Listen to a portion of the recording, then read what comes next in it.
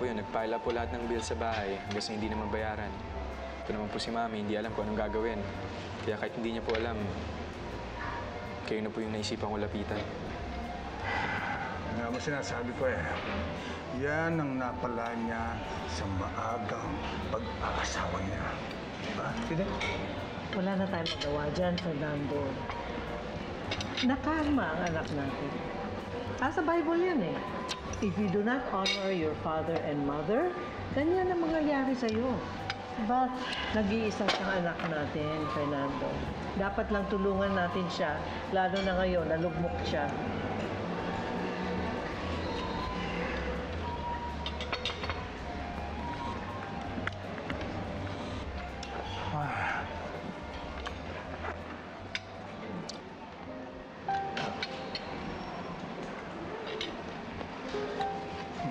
Parang sobra-sobra naman po yata ito. Iho, maraming pera ang lolo mo. Lalo na ngayon siya ang mayor ng town namin. At saka, maunlad ngayon ang aming mga negosyo. Thank God for that. Kaya ang sobra niyang perang yan, gamitin mo na para sa other needs mo. Yayo, okay lang yan. Maraming pong salamat. Lago mo na yan. Baka gusto niyo po, Lola, after dinner, puntahan po natin si Mami sa bahay. Ano? Ang mami mo ang dapat lumapit sa amin at humingi ng tawad. We will not set foot in her house until she learns how to humble herself. Tama yun.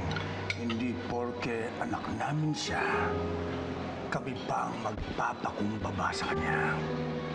Pasalamat ka, hindi ka namin matiis ng lola mo. Kung wala ka, matagal na namin kinikis ang mama mo.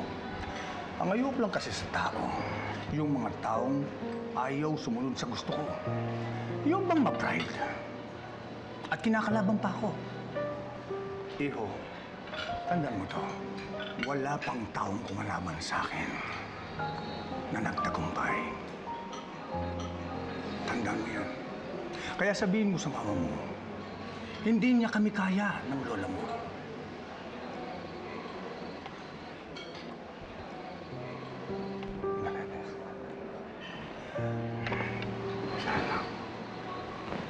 Kaya itong pakatandaan mo, huli kong sasabihin sa ito, wala o kahit sino na pwedeng kumalaban sa akin.